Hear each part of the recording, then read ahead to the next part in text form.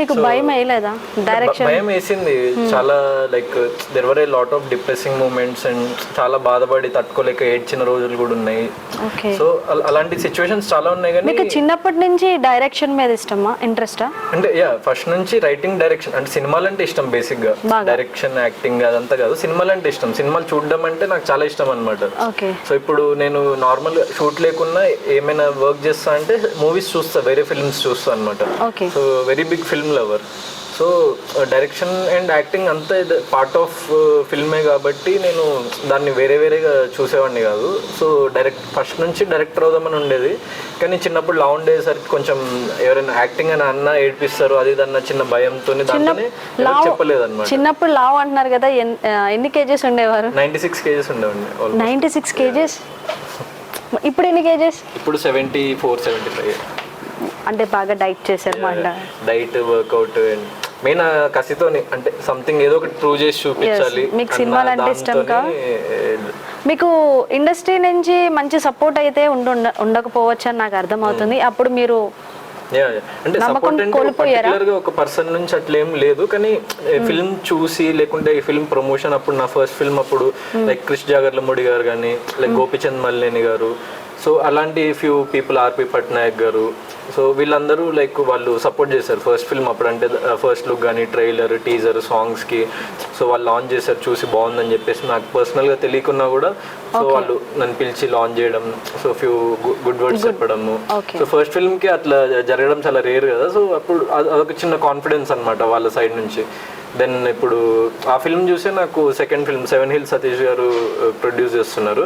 So ఆయన నాకు ఒక జిమ్లో పరిచయం అయ్యారనమాట. సో నా ఫస్ట్ ఫిల్మ్ చూసి ఆయనకు చాలా నచ్చి, సో నా డైరెక్షన్ కానీ రైటింగ్ కానీ యాక్టింగ్ అంతా నచ్చి, సో నాలో సంథింగ్ ఉంది, నువ్వు ఖచ్చితంగా ఏదైనా నీకు నచ్చిన స్క్రిప్టే చెయ్యి, సో నేను ప్రొడ్యూస్ చేస్తా, లైక్ కంప్లీట్లీ నీ కాల్ అన్నట్టు అంత కాన్ఫిడెన్స్తోని లైక్ కంప్లీట్లీ నా ఇష్టం అన్నట్టు స్క్రిప్ట్ కూడా నాకు వదిలేసి చేశారు. సో మూవీ చాలా బాగా వచ్చింది. ఆల్మోస్ట్ షూట్ కంప్లీట్ అయిపోయింది. సో ఇంకొక స్కెడ్యూల్ అయితే అయిపోతుంది. నెక్స్ట్ ఫిల్మ్ కూడా ఆయన బ్యానర్లోనే చేస్తున్నాను, out and out comedy film. Gautam Krishna garu, మీ ఫ్యామిలీ బ్యాక్గ్రౌండ్ ఏంటి? ఫ్యామిలీ బ్యాక్గ్రౌండ్ అంటే mother government employee, father government employee. So అన్నయ్య డాక్టర్, ఎయిమ్స్లో లైక్ ఆల్ ఇండియా ర్యాంకర్. ఆయన MBBS ఎయిమ్స్లో చేశాడు, PG కూడా ఎయిమ్స్లో చేశాడు. ఇప్పుడు సూపర్ స్పెషాలిటీ చేస్తున్నాడు Chennai medical college, Madras medical కాలేజ్లో. సో మా అన్నయ్య one of the biggest support అనుకోవచ్చు. నాకని జస్ట్ 1.5 year పెద్దగానే. అంటే నాకు మా అన్నయ్యకి చిన్నప్పటి నుంచి క్రికెట్ రావాలని ఉండేది. కానీ అంటే మా ఫాదర్ వాళ్ళు వద్దులే, అంటే అది చాలా కాంపిటేటివ్ ఫీల్డ్ కదా అది అంటే సరే అని చెప్పేసి ఎడ్యుకేషన్ సైడ్ బాగా చదువుకొని అట్లా వెళ్ళిండు. కానీ నేను కొంచెం మొండి రకం అనమాట ఇంట్లో. మీరు ఏదనుకున్నారో అది చేసేంత వరకు నాకు చిన్నప్పటి నుంచి అదే ఉండే, నేను ఇది చేస్తున్నాను. మా అన్నయ్యకి ఇంకా ఎడిషనల్ అనమాట నా మీద ఆ కైండ్ ఆఫ్ ప్రేమ. అంటే నేను ఏదైనా చేయగలుగుతా, తలుచుకుంటే ఏదైనా ప్రూవ్ చేస్తాను, చాలా స్ట్రాంగ్ గా బిలీవ్ చేస్తాడు మా అన్నయ్య. సో అందుకే. ఎక్కడ ఉంటారు మీ బ్రదర్? చెన్నైలో ఉంటాడు, ఇప్పుడు సూపర్ స్పెషాలిటీ చేస్తున్నాడు. రీసెంట్లీ మ్యారేజ్ కూడా అయింది, వదిన గైనకాలజిస్ట్. సో అందరూ మొత్తం మీ ఇంట్లో అందరూ డాక్టర్స్. మీరు తెలుగు ఇండస్ట్రీకి వచ్చి ఒక హీరోగా ప్రూవ్ చేసుకోవడం అంటే, ఎప్పుడన్నా ఇండస్ట్రీకి వచ్చారు కదా, ఇక్కడ వదిలేసి మన వల్ల కాదు అని ఎప్పుడన్నా వెనక్కి తిరిగి వెళ్ళిపోయారా? డాక్టర్ గా సెటిల్ వెళ్ళిపోవాలని అనిపిస్తుంది. 100% ఏ మనిషికైనా లో ఫీల్ అయినప్పుడు ఎందుకులే మనకి ఇది అనిపిస్తుంది. కానీ అట్లాంటి మూమెంట్ ని మనము జయించి ముందుకెళ్ళినప్పుడే లైక్ మన స్ట్రెంత్ అన్నది తెలుస్తుంది కదా. సో అలాంటి మూమెంట్స్ చాలా ఉంటాయి ఈ లైఫ్ లో. అప్పుడు దెన్ నేను జిమ్కి వెళ్ళిపోతా, అట్లాంటి మూమెంట్స్ ఏమైనా వస్తే దెన్ వర్కౌట్ చేస్తా, దెన్ ఇంకా మూవీస్ చూస్తా, రైటింగ్ వైపు వెళ్తా. సో నన్ను నేను ప్రీఆక్యుపైడ్ చేసుకొని ఇంకా నెక్స్ట్ స్టెప్ అంటే ఒకటేసారి మనం 100th స్టెప్ రీచ్ అవ్వలేము కదా. సో 1 by 1 చిన్న చిన్న స్టెప్స్ వేసుకుంటూనే వెళ్ళాలి అని చెప్పేసి. అంటే కొంచెం చూసేవాళ్ళు అంటే లైక్ కమెంట్ చేయొచ్చు అనమాట, అంటే ఇతనికి ఇది ఈజీగా వచ్చేసింది, అది హార్డ్గా వచ్చింది సంథింగ్. బట్ ఆ బిహైండ్ ద స్ట్రగుల్ అన్నది ఎవ్రీడే వాళ్ళు చూసుంటారు కదా. ఎవ్రీ సెకండ్ అంటే కొన్నిసార్లు ఎలా ఉంటుంది అంటే పొద్దున ఒక గుడ్ న్యూస్ వస్తుంది, 1 hourలో ఒక బ్యాడ్ న్యూస్ వస్తుంది, దెన్ ఇమీడియట్ ఇంకో గుడ్ న్యూస్ వస్తుంది. అలా ఏదైనా జరిగిందా మీ లైఫ్ లో? చాలా కష్టంగా ఉంటుంది. అలాంటిది ఏమన్నా జరిగిందా మీ లైఫ్ లో? చాలా. అంటే నేను first film direct and act చేశా కాబట్టి as a director, as an actor for example ఏదైనా మంచి పర్ఫార్మెన్స్ ఇచ్చా, సెట్ మొత్తం క్లాప్స్ కొడుతున్నారు. సో నెక్స్ట్ మూమెంట్ ఒక హాఫ్ అన్ అవర్లోనే సంథింగ్ ఏదో సెట్లో ఏదో సంథింగ్ రాలేదు, సంథింగ్ అది అవ్వలేకపోతుంది. సో అదొక స్ట్రెస్ అనమాట. ఆ హ్యాపీనెస్ని నేను కంప్లీట్గా ఎంజాయ్ చేయలేను అనమాట. సో ఆ మూమెంట్లో అందుకే నేను కావాలని ఇప్పుడు సెకండ్ ఫిల్మ్కి వేరే డైరెక్టర్ నవీన్ అనే అతను డైరెక్ట్ చేస్తున్నాను. మీరు హీరోగా చేస్తున్నారు. Debut director. ఓకే, మీ గోల్ ఏంటి అసలు? గౌతమ్ కృష్ణ గారు గోల్ ఏంటి?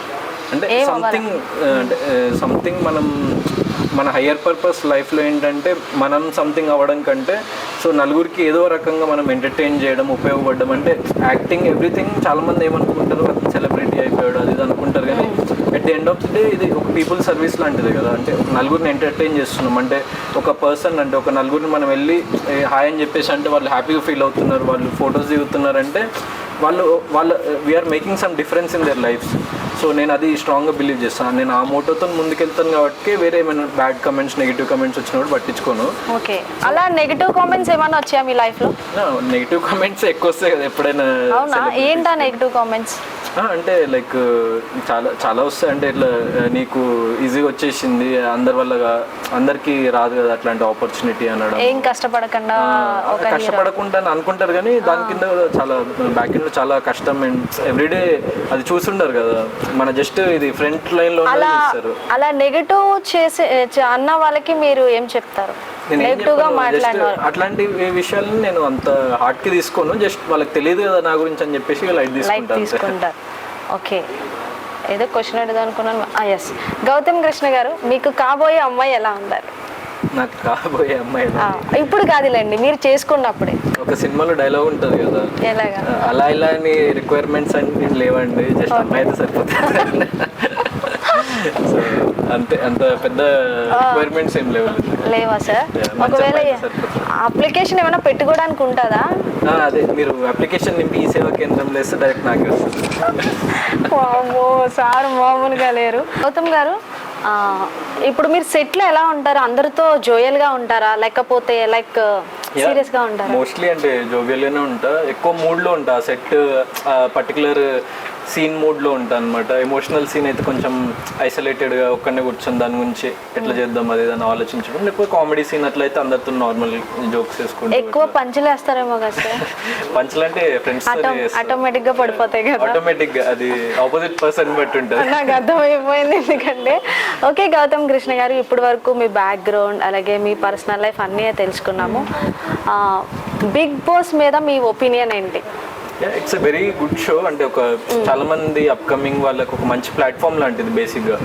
ఎందుకంటే మనకి అదే ఇప్పుడు ఇంతమంది మాట్లాడుకున్నట్టు బ్యాక్గ్రౌండ్ లేకుండా అట్లా చాలా కష్టం కదా ఒక స్టెప్ బై స్టెప్ ఎక్కడం.